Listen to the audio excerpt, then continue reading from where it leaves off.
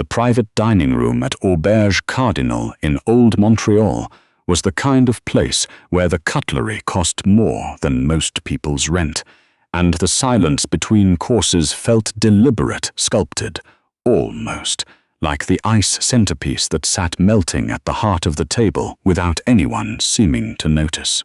Nessa Bowen noticed. She noticed everything, actually. It was both her greatest professional asset and the thing that made the job unbearable on nights like this one. She noticed that the ice swan had begun listing slightly to the left at 7:42 p.m. She noticed that the man in the charcoal suit, the one who had introduced himself to the maître d'œuvre as Vincent Laroche, senior vice president of something she hadn't caught, had refilled his own wine glass twice without waiting to be served, which meant he was either nervous or arrogant, and everything else about him suggested it wasn't nerves. She noticed that his colleague, a thicker man named Prentice, who wore his confidence like a poorly fitted jacket, kept glancing at the woman across the table with the particular calculation of someone counting chips before the hand was dealt. And she noticed that the woman across the table, the reason they were all here, the reason Auberge Cardinal had pulled out its best linen and its most expensive reserve list, had not said a single word since sitting down 45 minutes ago. Her name, according to the reservation notes, was Sung-hee Baek. She was the founder and executive chair of Baek Precision Manufacturing, a South Korean firm that had quietly become one of the most sought-after aerospace parts suppliers in the world. She had flown in from Seoul via London. She was, by any reasonable measure, the most powerful person in the room. She sat with her hands folded in her lap, her posture immaculate, her expression entirely unreadable, and she had not touched her amuse-bouche.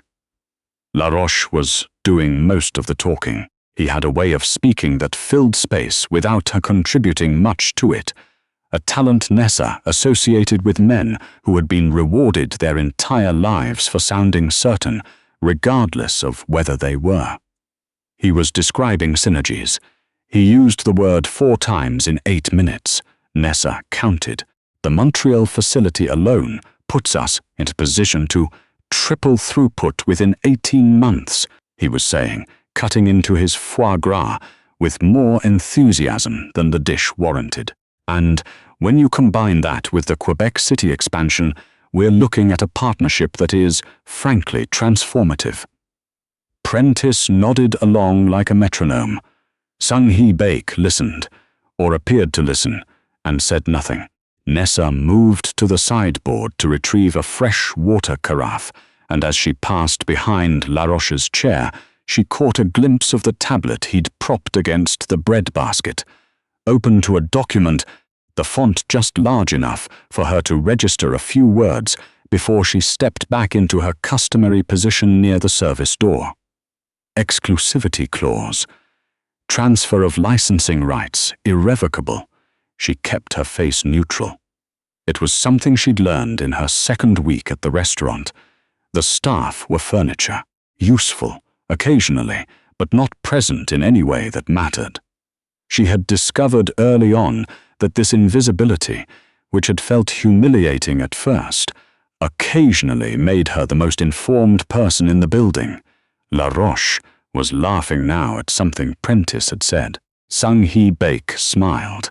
The kind of smile you offer when you're not certain what's funny, but politeness demands some response. Nessa refilled the water glasses and retreated. She had not planned to be here.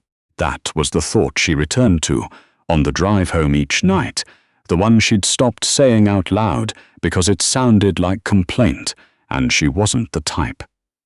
She had been 22 when her mother was first diagnosed. 23 when the second round of treatment began. 24 when she'd had to make the choice between her final year of her international business degree at McGill and the mounting reality that someone had to be home. Someone had to manage the appointments and the insurance calls and the pharmacy runs, and her brother was in Fort McMurray, and her father had never been good at paperwork. She'd told herself it was temporary. Most things you tell yourself in a crisis feel temporary at the time. Now she was 31, and she'd been working the floor at Auberge Cardinal for 4 years, and her mother was doing better, genuinely better, stable in a way that felt cautious but real. And the debt was not better, not yet, but it was known now, quantified, manageable in the long view, if not in any given month. She had learned Korean in the interim. Not because she had planned to.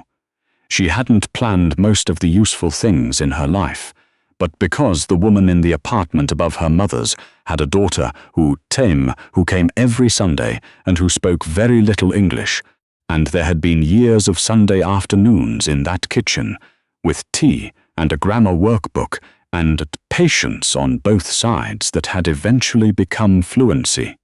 It was not, she'd thought at the time, a particularly practical skill for a woman working the dinner service at a French-Canadian restaurant. She had been wrong about that too. The main course arrived at 8:31 p.m., and the atmosphere in the dining room had shifted from polite to strained without anyone having said anything obviously rude. Laroche had placed the tablet flat on the table beside his plate. He had begun talking about the contract directly, or rather, he had begun talking around the contract in the specific way of someone who wants a signature without allowing time for questions. He was describing timelines. He was describing market positioning. He was describing, with great warmth and considerable vagueness, the future that awaited both companies once this partnership was formalized. Sung-hee Baek had picked up her fork, set it down, and was looking at a point roughly 18 inches above Laroche's head. "Now, we'd ideally want to finalize tonight," Prentice said, in a tone that attempted casual and landed somewhere closer to pressure. "Given your schedule, and ours, we have the documents ready. It really is just a formality at this point." Sung-hee Baek turned her gaze to him, and something behind her eyes sharpened, so briefly it might have been imagined, and then she nodded, once, with a composure that Nessa had to admire even from across the room. She was not going to admit she couldn't follow them. That was what Nessa understood, watching her. She had flown 12,000 kilometers. She had arrived with an interpreter who, according to the booking notes she'd overheard the maitre d' relaying to the kitchen manager, had been taken to the hospital that afternoon with appendicitis. A replacement had apparently been promised and had not materialized. The restaurant had been quietly informed and had quietly said nothing, because it was not the restaurant's job to intervene in the business of its guests. Sung-hee Baek was sitting across from 2 men who were describing, with great confidence and no apparent irony, the terms of an agreement she could not fully understand in a language that was not hers, with no one in the room who could bridge that distance, and she was managing it with a stillness that Nessa could only identify as controlled dignity, just a formality. Nessa looked at the tablet. She looked at the word irrevocable. She looked at Sung-hee Baek's hands, folded in her lap again, and the way her thumb moved almost imperceptibly against her ring finger. Not fidgeting, not quite, but close enough. Nessa set down the water carafe. She did the mental accounting that every person in service learns to do in under a second. The risk on one side, the cost on the other, and the question of which kind of person you want to be when no one is going to give you credit for it either way. She walked to the table, not to Laroche's side, not to Prentice. She stopped at Sung-hee Baek's right shoulder and bent slightly, and she said, in Korean, careful, respectful, the formal register she'd been taught was appropriate for someone of seniority. "Forgive the interruption. I work here. I noticed your interpreter was not able to come tonight, and I want to make sure you have what you need. I can help if you'd like." The silence that followed lasted perhaps 3 seconds. They felt considerably longer. Sung Hee Baek turned to look at her, really look at her, in the way that most guests at this restaurant never did, and her expression moved through several things in rapid succession: surprise, and then a rapid recalculation, and then something that, in a different setting, Nessa might have called relief. "You speak Korean," she said in Korean, and it was not quite a question. "I do." Sung Hee Baek glanced at the two men across the table, who were watching this exchange with the particular discomfort of people who have just realized the room has changed around them without their permission. Then she looked back at Nessa, and she said quietly, "Tell me what they've been saying." Laroche recovered quickly. To his credit, he recovered quickly. "I'm sorry," he said with a smile that didn't quite reach his eyes. "Is there a problem?" "No problem," Nessa said in her most professional voice, the one she used for difficult guests and wine recommendations she wasn't certain about. Mrs. Baek wanted to clarify a few points. "I'm going to translate for her, if that's all right." That's Laroche looked at Prentice. Something passed between them. "That's not really necessary, we have. Her interpreter is in the hospital," Nessa said, not unkindly, factually. "I understand there was going to be a replacement arranged. It doesn't seem to have arrived." Another look between them. "Right?" Prentice said, eventually. "Well, of course, if it helps." He was smiling, but his hand moved to cover the corner of the tablet. Nessa translated the last 20 minutes of conversation. She was precise about it, not editorializing, not condensing, just rendering it cleanly from one language to the other, the way she'd done in that kitchen on Sunday afternoons, until the skill had become something she didn't have to think about anymore. Sung Hee Baek listened without interrupting. When Nessa finished, she asked two questions. The first was about the exclusivity clause, specifically what geographic markets it applied to and for how long. Nessa translated. Laroche said it was standard industry boilerplate. Nessa translated that too. Sung Hee Baek asked her to read the clause directly from the tablet. There was a pause. Nessa looked at Laroche. Laroche looked at the tablet and then at Prentice, and then, because he had no elegant way out of it, he turned the screen toward her. She read it aloud in English and then rendered it in Korean, and she felt rather than saw Sung Hee Baek go very still beside her. The clause was not boilerplate. The clause granted Laroche's company exclusive rights to sublicense Baek Precision's proprietary manufacturing process across North American markets for a period of 15 years, with an option to renew at a rate that had been buried in a subordinate clause of a subordinate clause, and amounted to a fraction of what such rights were worth. It also contained a provision, nested in language about operational integration, that would have allowed Laroche's firm to bring in third-party partners without notifying Baek Precision, effectively allowing them to subcontract the technology to competitors while paying the original licensing fee. It was not a partnership agreement.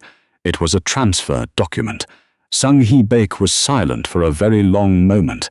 Then she asked Nessa, in Korean, still very quietly, "Is that what the English says? Exactly?" "Exactly," Nessa said. What happened next was not dramatic in the way that movies make things dramatic. There was no raised voice. There was no overturned glass. Sung Hee Baek did not at any point lose her composure, and Nessa thought afterward that this was perhaps the most impressive part of everything that followed. She asked Nessa to tell Mr. Laroche that she had some concerns about the language in Section 4, Subsection 3. Laroche said he was sure they could address any concerns in the next round of negotiations once the initial agreement was signed. Sung Hee Baek asked Nessa to tell Mr. Laroche that she would not be signing anything tonight. Laroche's smile thinned. Prentice leaned forward. "With respect, we've been in discussions for 8 months. The terms have been agreed at the executive level. This is genuinely just. Mr. Prentice, Nessa translated, keeping her voice even. Ms. Bake says that no terms involving irrevocable sub-licensing of her company's core intellectual property were ever agreed to at any level. She says her legal team will be reviewing this document in the morning. She thanks you for dinner. Prentice sat back. Laroche looked at the tablet. He looked at Nessa. He looked at Sung-hee Bake, who was already retrieving her phone from her jacket pocket with the calm efficiency of someone who has nothing left to say and many calls to make. This is... Laroche started and then stopped. He looked, Nessa thought, like a man doing rapid arithmetic and not liking the totals. This is a significant misunderstanding. Ms. Bake understands you completely, Nessa said. That's the problem. She finished her shift. She cleared the table. The wagyu that had gone mostly untouched, the dessert that had never been ordered, the tablet that Laroche had picked up and taken with him when they left, and she restocked the bread station and helped the junior server break down the service cart, and she did not, at any point, feel certain that she had done the right thing. The right thing was a complicated calculus. She had risked her job. She had inserted herself into a business arrangement that had nothing to do with her. She had, in a room where she was furniture, made herself visible, and visibility in that restaurant was not always rewarded. Her manager, Thierry, found her in the back hallway at 10:45, and she braced herself. "The table in the private room," he said. "The Korean guest, yes." He looked at her for a moment. "What did you do?" I translated. He looked at her for another moment. Then he said, "She left her card at the front desk for you."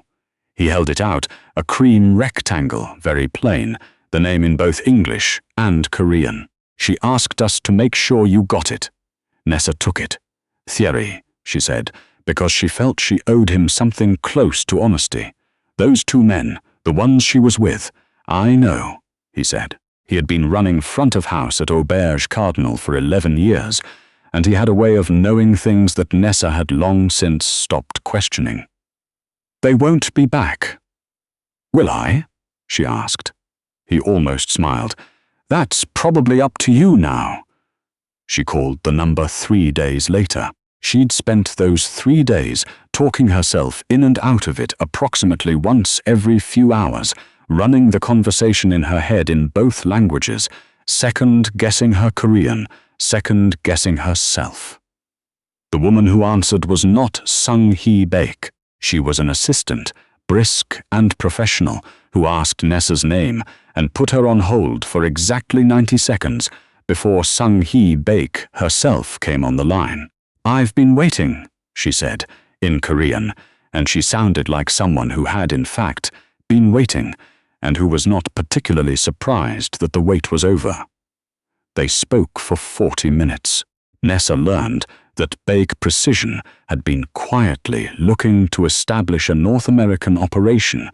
For 2 years, that Montreal was already one of 3 cities under serious consideration, that the disastrous dinner at Auberge Cardinal had actually accelerated a decision that had been moving slowly toward this geography for reasons entirely unrelated to Laroche and Prentice and their 15-year sub-licensing scheme. She learned that Sung-hee Bake had identified, within approximately 4 minutes of the translation beginning, that Nessa was not just fluent but precise, that she had rendered complex legal language without softening or paraphrasing, that she had used accurate terminology in both directions, and that she had done this without being asked to, and without apparent agenda, in a situation where staying quiet would have been the easier and safer choice.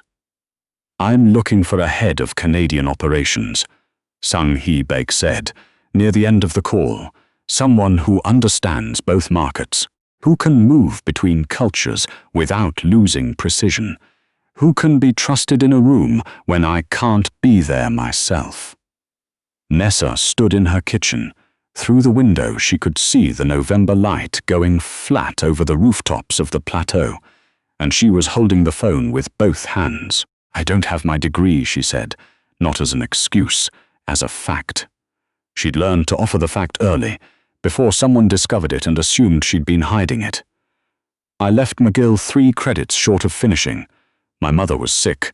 I can go back. I've always intended to." "I know," Sung Hee Baek said. "I had my team look into you. I hope that doesn't feel invasive. It's how I work. I don't make offers without knowing who I'm making them to." Nessa didn't know what to say to that. "What I know," Sung Hee Baek continued, "is that you have 4 years of experience managing high-pressure client relationships in an environment where the margin for error is essentially 0. You are bilingual in French and English, which matters enormously for operating in Quebec.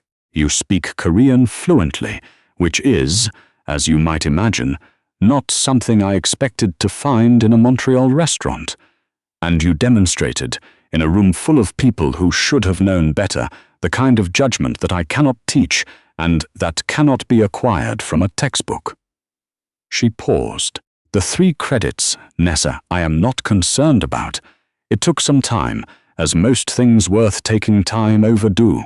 There were conversations with her mother, who cried and then apologized for crying, and then said she'd always known, in the way that mothers sometimes do, that the restaurant was not where this story ended.